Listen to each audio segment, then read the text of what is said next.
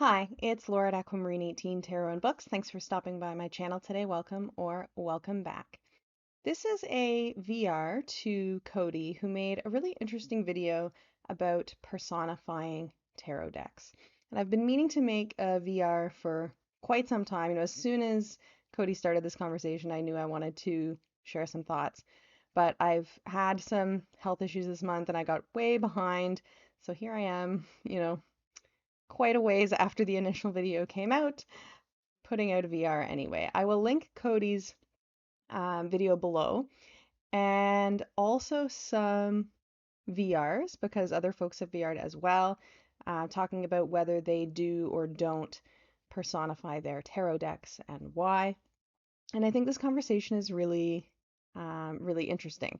So I have some notes, which I will be looking at, of ideas I want to share. I am someone who does not personify their tarot decks, and Cody does.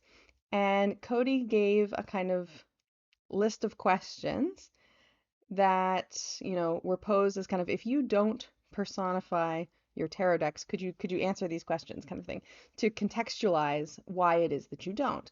So part of what I want to do is go through those questions that Cody has asked. Before I get to those, I want to give a little bit of an introduction and a kind of definition of what I understand personification to be referring to give some context to this discussion, and then I'll have, the requisite ramble at the end. I will also just say at the outset that some of the conversation has had to do with whether personifying decks is something that people look down on or something like this. And I'll just say, at the outset, I do not personify my decks, and there are specific reasons that I don't personify my decks, and I will get into those, right? It's not just because I don't happen to, it's because I wouldn't want to. However, I do want to say that in saying that, I think that what other folks do and how they talk about and how they engage with their decks is completely fine. I'm not here to try to convince people who personify their decks and find that meaningful that they shouldn't do so or that doing so is somehow problematic. Like, not at all. For me, it kind of just doesn't make sense in the context of how I think about things, which I hope I'll be able to articulate. But I think that it's great if you personify your decks, and if that makes sense to you and works for you and fits your outlook or is just something you enjoy doing, I think that's great. So I'll just say that, right? Defining personification. I am going by a dictionary definition of personification, which reads, to attribute human nature or character to an inanimate object or an abstraction, as in speech or writing. So attributing human nature or character to, in this case it says an inanimate object, but I'll just say like to things that are not humans, right? And, I had made a kind of comment on Cody's video asking a question or, making a comment, and in responding, Cody gave me the reply that when she was doing deck reviews on a blog, she would end the blog with a statement about the deck that she was reviewing, saying something, if this deck was a person, like they would be this kind of person, right? So I think that that's a really good example of what this dictionary definition of personification means, right? Attributing a human character, like a human type, to, in this case, a deck. This is very specific, I think. This is not the same thing as believing that decks have energies about them in a kind of animist sense. It's not the same thing as saying that different decks read differently or that different decks suit different topics better, or experiencing communication from a deity which is personified through a deck. Like, none of those things require attributing human um, personality types to the deck itself, right? So personifying a tarot deck to me is like a very, very specific way of thinking about or talking about a deck. specifically attributing, again, human nature or character to the deck. If this deck was a person, they would be like this, right? If this deck was a person, they would be this type of person. And this is what I do not do with my decks. Now, Cody asks a series of questions about, I guess, trying to get at why those of us who don't personify their decks don't personify their decks, right? And so I'm going to go through those in what, for me, will be efficiently and quickly. I make no promises on this one. This is a really good topic, so I'll probably ramble for a while. I will timestamp below as best I can.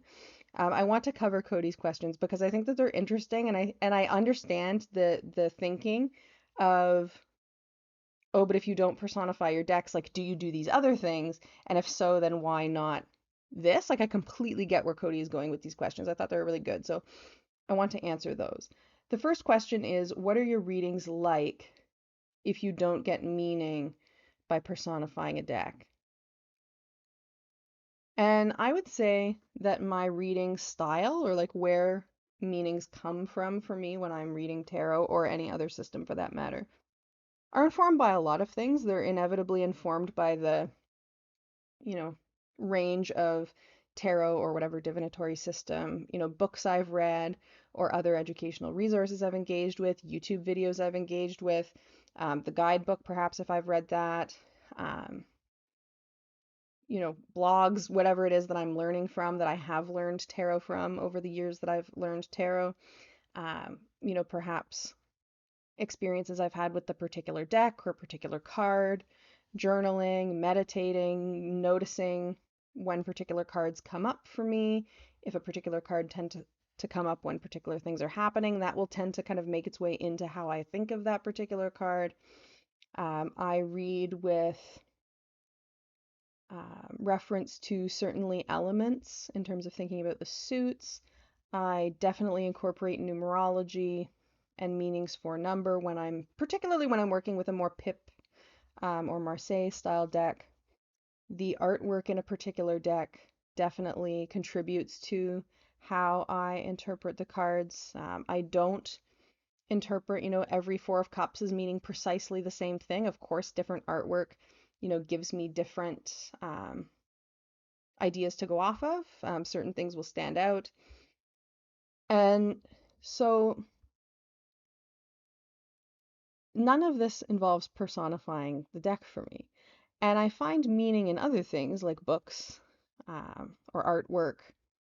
Tarot includes artwork, but artwork, that's in a museum or on my wall or anywhere else, I think artwork has meaning, and I don't need to personify the artwork to find meaning. I think that there's kind of, of course, there's authorial or artistic intention of what the creator was thinking, which I may or may not have access to, depending on, what we're talking about.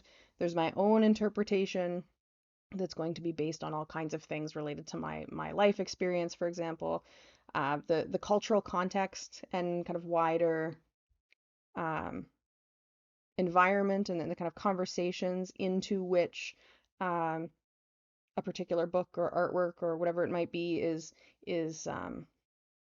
coming into and speaking to and being interpreted within. Like all of these things go into meaning for me. And so when I'm reading tarot, I have lots to go on, I would say.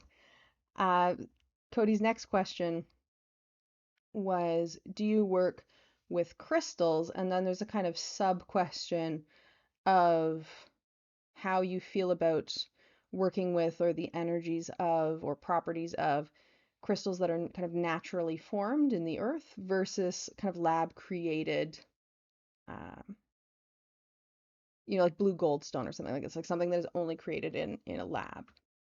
And I don't work with crystals in the way that I think that this question is being asked. I certainly own some. I've been gifted crystals. I've had crystals. Sometimes I wear them. But I don't work with crystals in such a way that involves kind of different types of crystals having different metaphysical associations and properties. Pulling out a rose quartz when I want to invite love into my life or something like this. You know, like I don't work with crystals in that way. I do I do feel like any kind of object, whether it's kind of naturally formed or lab formed, we could say, um, does have a kind of energetics about it, that, you know, in a kind of animist sense for me. And that I think has to do with, so, you know, what like Druids would call like spirit of place. Where did the thing come from? You know, what was its journey to reach me like? You know, what is it carrying with it?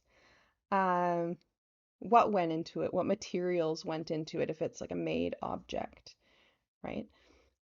And stones are really interesting to me in this way because I live in a really interesting geological area where I live kind of right on the line between two um, geological regions. Like I live right on the edge of the Canadian Shield, not on it. I'm a ways off, but I can drive to like where the Canadian Shield begins, right? And so the geology here is really interesting as a kind of witness to the history of this area in terms of icebergs, you know, receding and all kinds of things, right? Um, Stones are really interesting in terms of how they're formed and how they get to where they are. Um, and I really like rocks and stones, and I love. I have rocks from different places where different friends live or places that I've traveled and things like that. My concern with crystals, is a kind of concern related to this kind of energy that things carry, insofar as like a lot of crystals involve forced labor and child labor and environmental practices that are devastating. And as somebody with a nature-based practice, I don't want to be purchasing environmentally, like really environmentally troubling things, right? And nobody's perfect in this regard. Like you can't be. Like you cannot um, do capitalism in an environmentally neutral or positive way, I don't think.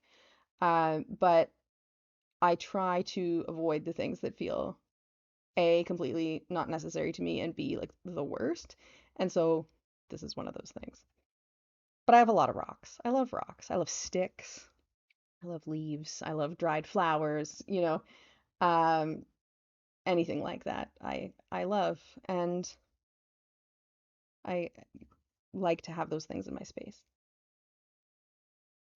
Cody's next question is, why would you have multiple decks if it's just a deck as opposed to personified in some way, right? Like, why would you have multiple decks if they don't have different human personalities, I guess is the question. And I think that this just, um, I like different kinds of art. My house is full of very different kinds of art, right? And depending on my mood and depending on perhaps the season, depending on where I am, artwork that varies widely that appears on tarot decks is maybe going to appeal to me at different times. I also think that practically speaking, I don't think this is a necessity. I want to be clear. I don't think this is a necessity, but I do think that practically speaking, if you're reading for other people, there are some good reasons to have multiple decks. You don't need to have 1,000 decks or anything, but if you're reading for other people, in my experience, particularly people that you don't know, like if you're going to go sit and read at a market, for example, I did that around Christmas last year. Um, I really liked having a couple of decks for people to pick from because people have art preferences, right? And people will be drawn to different things. And so I think that in a context like that, having a few is a really nice thing. I also have some decks that have imagery that I might not want to like unexpectedly spring on other people, right? Some queerants might really struggle with the kind of really overtly Christian imagery that is in some tarot decks, for instance. So like having a deck that doesn't have that could be really good if you're reading for other people. So I think that there's reasons to there's plenty of, good reasons to have multiple decks. Um, that have nothing to do with personifying or not personifying decks. I also think that it's a great way to learn more about tarot as a set of systems, or a particular system if you're interested in one or the others, um, comparing different artists' interpretations of those meanings, right? So I think that there's lots of good reasons to have multiple decks. Again, you don't have to, but I do think there's good reason to. And Cody's last question for the non-personifiers: what does your practice look like, and what are the underlying beliefs therein? I'm a druid. I'm an apprentice in the AODA, which is the Ancient Order of Druids in America, which is named that for historical reasons in terms of its founding. I don't live in the United States, and many of our members don't. It's global. I'll just mention that, you know. And as a druid, my practice is a nature-based practice. Our practices are very highly localized to the environments that we are in. So in terms of, meaningful symbolism that we might incorporate into ritual work or magic work, for example, we have order-wide rituals and traditional rituals that go back, decades and decades and decades, but they're kind of templates that people play with and enrich with their own symbolism, mostly based on the natural environment that they're in. The first order, which is candidacy, involves a lot of learning about your local environment, reading a lot of nature-related books, um, or learning in other ways, journal articles, whatever it might be. And so very much nature-based. I would describe myself as someone for whom divination is a core part of my practice, as is artistic expression, um, as is ritual work, as is connecting with nature in, all kinds of ways, whether that's meditating outside or just enjoying being outside or learning about, my non-human neighbors, all of those things. I would describe myself as a pantheist with kind of animist leanings. For me, pantheism and animism are definitely compatible. Sometimes they feel like more of a difference in emphasis to me than a real, um, like firm distinction.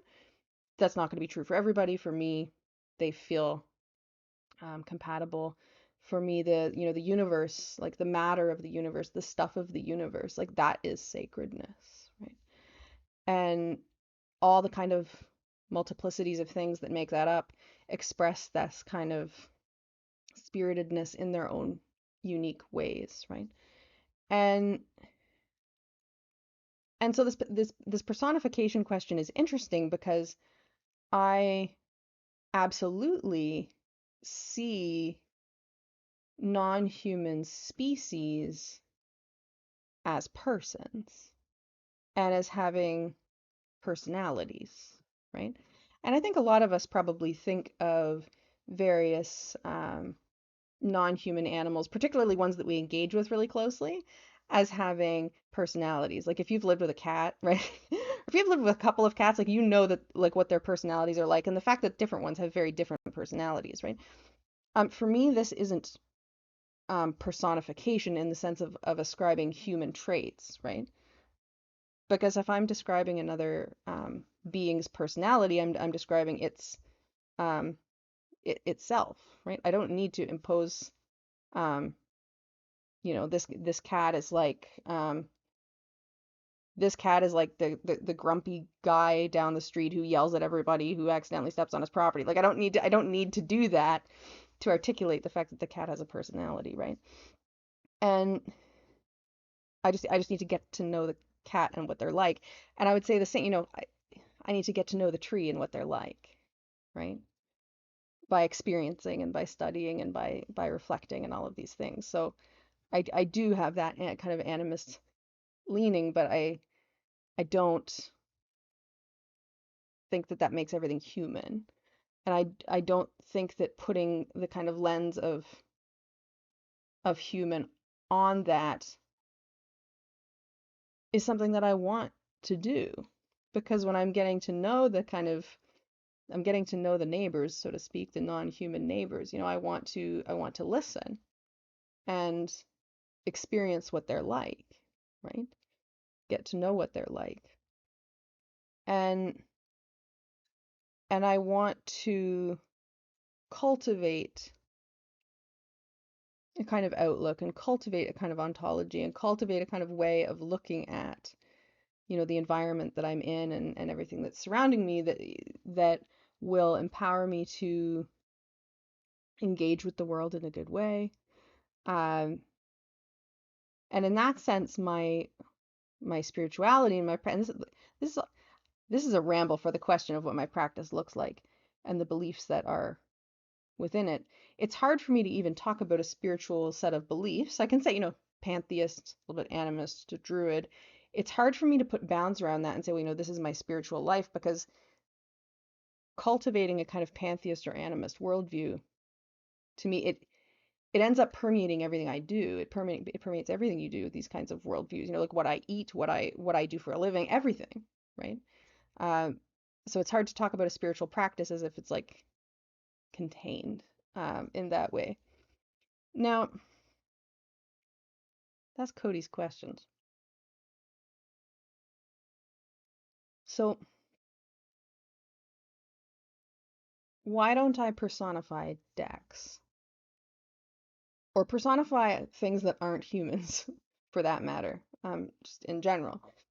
I worry for myself that personifying things that are not human, ascribing human descriptions to things that are not human, whether that's decks, whether that's cats, whether that's trees, whether that's other kinds of objects, would that keep me in a anthropocentric worldview? Would that lock me more into a way of thinking where humans are superior in the sense that they are the frame of reference for absolutely everything else, right? What am I imposing on others if I do that? How am I leading myself to think if I do that? And I wondered, my first kind of thought when I was listening to Cody in her videos, like, am I kind of word quibbling here, right? Like do I do something kind of similar to this and I just don't call it the same thing, and the definition of personification is kind of being a bit of a stumbling block or something like this. But I actually don't think so. I do think of decks as having, again, their own kind of energies that are maybe a conglomeration of the artwork, the artistic outlook that informed the artwork, the tactile experience, even the materials and like where they came from and how, the colors and like all of these things, feel energetically significant to me. But I don't personify my decks. And then I thought of, and I just want to read something small. I thought of a book that I love, and if you haven't read this book, you should just buy it and read it right away, in my opinion.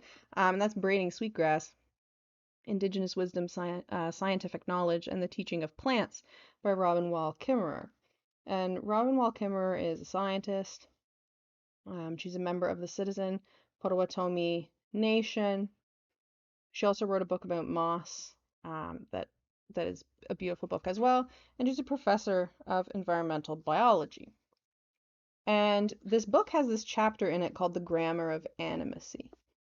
Learning the Grammar of Animacy. And I've probably read this chapter,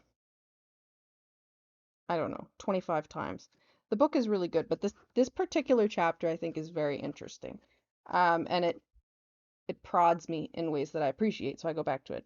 And there's this little section, very short, and she's talking about a conversation that her students, her biology students, are having out in the field about how they talk about animals and plants and bodies of water and things like this. And they're talking about referring to these as it, as a kind of objectifying, right? And whether referring to animals and plants and bodies of water as it is actually the right thing to be doing. And so I wanted to share that conversation. I'm going to read one little tiny chunk that starts the conversation, and then I'm going to skip over a paragraph that's kind of inserted, and then the student's conversation continues. So that's the part that I'm going to read, and it's on page 57 if you get the same version as me. One young man, Andy, splashing his feet in the clear water, asked the big question. Wait a second, he said as he wrapped his mind around this linguistic distinction. Doesn't this mean that speaking English, thinking in English, somehow gives us permission to disrespect nature, by denying everyone else the right to be persons? Wouldn't things be different if nothing was an it? And then it continues further down the page. Another student countered Andy's argument. But we can't say he and she, that would be anthropomorphism. They are well-schooled biologists who have been instructed in no uncertain terms never to ascribe human characteristics to a study object, to another species. It's a cardinal sin that leads to a loss of objectivity. Carla pointed out that it's also disrespectful to the animals. We shouldn't project our perceptions onto them. They have their own ways. They're not just people in furry costumes. Andy countered. But just because we don't think of them as humans doesn't mean that they aren't beings. Isn't it even more disrespectful to assume that we're the only species that counts as persons? The arrogance of English is that the only way to be animate, to be worthy of respect and moral concern, is to be a human, right? And so it's like I really like this conversation, thinking about how, and there's a piece in there where Robin Wall Kimmerer talks about, how, when you talk about trees as they can be natural resources for you to cut down, right? And when you talk about trees as kind of theys, that becomes more complicated, right? And so this is interesting to me in the context of this conversation, because in the students' conversation, they do get at this distinction between, on the one hand, thinking of others, non-human others, as beings, as persons, but not thinking about them as humans, right? And I think that this distinction, for me personally, is an important one. And so when it comes to, decks, and maybe it's weird to think about, and this goes to Cody's question about the kind of lab created stones versus the naturally produced stones. Maybe it's weird for me to be talking about this in the context of talking about something like tarot decks, but I do think it's interesting to think about in a kind of animist worldview context, right? Thinking about things as inspirited, as energetic, as having energies, as having, I don't want to say magic. That's not quite what I mean. Um, as being enchanted, inspirited, right? Without thinking of them as humans, right? And I want to be able to think that distinction, right? I like thinking about this. And so I guess at the end of the day, if I want to get at precisely what feels like to me a particular deck's unique and distinct energy, how it feels to get to know, how it feels to converse with, how it feels to engage with, how it feels to hold, there is something about personifying it that actually, for me, and again, for me, is a barrier to that, right?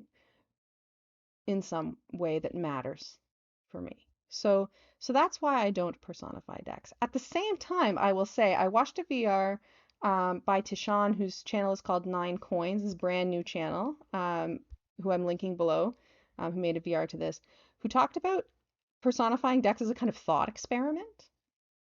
And what if you just kind of got your 10 decks out, and and decide, okay, for the sake of a thought experiment, I'm going to do this and just like see what comes of it.